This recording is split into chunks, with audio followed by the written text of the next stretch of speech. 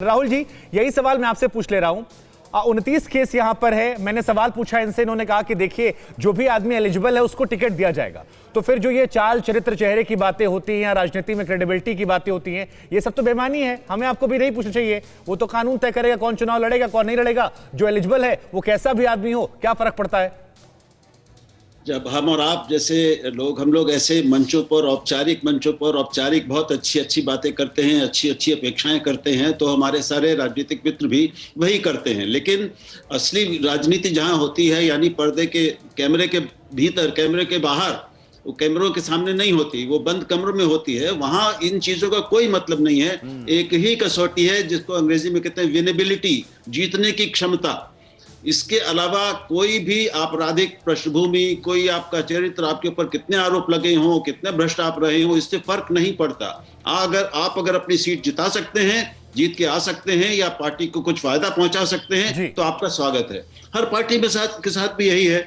तो ये सारी बातें चुनाव से बाहर और चुनाव से पहले की होती हैं, अच्छी अच्छी बातें, सिद्धांतों की। ये सब बातें शायद पार्टी के स्लोगन्स में अच्छी लगती हैं कि पार्टी विद डिफरेंस या फलाना या नई किस्म की राजनीति। ठीक है सर, अगर यही है तो एक खबर और आ रही है कि आज जा सकती है समाजवादी पार्टी की पहली लिस्ट और पहले और दूसरे चरण के उम्मीदवारों के नामों का ऐलान हो सकता है। ये बताया जा रहा है कि एसपी के पहले दूसरे चरण के प्रत्याशियों के नाम तय हैं। अखिलेश ने कल कहा था कि सभी सहयोगियों के साथ बैठक की थी और यूपी में 10 फरवरी को पहले चरण का चुनाव है। तो ये बड़ी खबर आ रही है। अब इसमें हालांकि नजर जो है वो दिलचस्पी रहेगी कि चाहे प्रसपा की बात की जाए, शिवपाल सिंह यादव या बाकी लोगों को लेकर क्या उसमें कितनी सीटें दी जाएंगी। मनोज जी हमारे साथ लगातार बने हुए हैं। मनोज जी, बहुत सारे लोगों को आपने शामिल कर लिया है, टीएमसी से लेकर एनसीपी, इधर चचा जी भी सामने आ गए हैं। ऐसे में सबकी अपेक्षाएं कैसे पूरी होंगी इन लिस्ट से, जरा समझाइए इस बारे में। और क्या इस सब के बीच में आप जैसा मूल कार्यकर्ता जो 5 साल तक समर्पित था, कहीं अनदेखा तो नहीं रह जाएगा? देखिए, आपका जो सवाल है, समाजवादी पार्टी ने सबकी अपेक्षाओं पर, आप अगर हमारी पूर्ववर्ती सरकार का कार्यकाल देखेंगे और उसके विकासात्मक, सामाजिक न्याय आधारित विकास की बात अखिलेश यादव जी करते हैं। जो समाज और जो वर्ग, जो जातियों का एक बड़ा जमात है, जो विकास के पैमाने पर आर्थिक, सामाजिक, राजनीतिक रूप से छूट गया था, अब ये लड़ाई उत्तर प्रदेश में 85 बनाम 15 की हो चुकी है। और जो 85% लोग हैं वो माननीय अखिलेश यादव जी के साथ हैं, और 15% में भी जो प्रगतिशील सोच के लोग हैं। आप 85 क्या किसी विचारधारा के समर्थन में, खिलाफ में, कैसे आपने डिफाइन किया रेशो सर?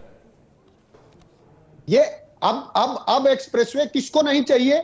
चढ़ती हुई थार गाड़ी तो किसानों को चाहिए नहीं, किसानों को तो सम्मान चाहिए, नौजवानों को लाठियां तो नहीं चाहिए, रोजगार चाहिए। और रोजगार देने का काम निश्चित रूप से अखिलेश यादव जी करेंगे। अक्सर आप कह रहे हैं और इस प्रोग्राम में भी आपने कहा कि बीजेपी को खुश करिए, बोलने का मौका नहीं दे। देखिए 1.5 दशक हो गया मुझे भी टीवी पत्रकारिता करते हुए।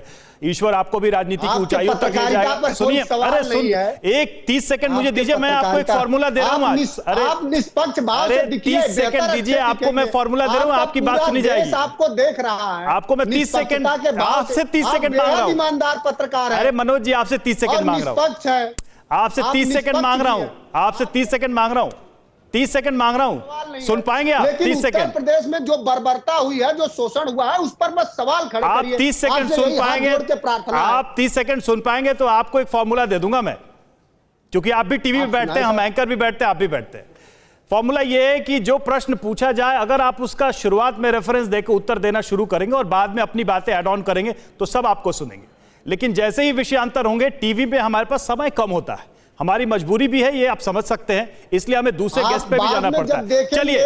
चलिए समाप्त हुआ, मेरी रिक्वेस्ट समाप्त हुई, मेरी रिक्वेस्ट समाप्त हुई, हमने जवाब दिया है, मेरी रिक्वेस्ट आपसे समाप्त हुई। और ये मेरी तरफ से एक एडवाइस भी आपको। और कौशल जी, ये बात जो कही जा रही है, जो शुभांकर भी कह रहे थे उस समय भी सवाल कि भाई इधर आ रहे हैं तो साफ है, उधर जा रहे हैं तो गंदे हैं, मुझे लगता है कि क्या बीजेपी को भी एक बार नहीं सोचने की जरूरत, तब जबकि प्रचंड बहुमत मिला बीजेपी को खूब आशीर्वाद मिला जनता का। जैसा कि अभी मित्र ने कहा कि विनेबिलिटी एक फैक्टर होता है। अगर जनता की अदालत में कोई भी आदमी पास है तो चुनाव जिस तरीके से डेमोक्रेसी चल रही है उसमें यही होता है कि जो जीत सकता है उसको टिकट दिया जाता है, बशर्ते कि वो कानूनी रूप पे बाध्य न किया जाए। जिसको जनता का भरपूर आशीर्वाद मिले उसे थोड़ी नैतिक ऊंचाई ले लेनी चाहिए। इतना तो बिल्कुल नैतिक लोकतंत्र का ऊंचाई सम्मान आप चाहिए। कर सकते वो थे, इतनी शक्ति तो बिल्कुल दिखा सही, सकते थे। एकदम सही, एकदम बिल्कुल सही बोल रहे हैं। भारतीय जनता पार्टी में लोग ठीक है। इसीलिए आते हैं क्योंकि भारतीय ठीक जनता है पार्टी कौशल जी, को वक्त की नैतिक ऊंचाई मजबूरी है, मिलती इसलिए आपको है। रोकना पड़ेगा। कौशल जी आपका, मनोज जी आपका और राहुल जी आपका, आप तीनों का बहुत बहुत शुक्रिया इस चर्चा का हिस्सा बनने के लिए। हालांकि प्रतीत ऐसा हो रहा है कि अभी तो शुरुआत है, ये ट्रेलर है, जैसे से चुनाव और आगे बढ़ेगा बहुत कुछ ऐसा है जो यूपी चुनावों में आपको दिलचस्प नजर आएगा। हमारी नजर बनी हुई है। अड़ी सोमवार से शुक्रवार शाम 6 बजे सिर्फ TV9 भारतवर्ष पर।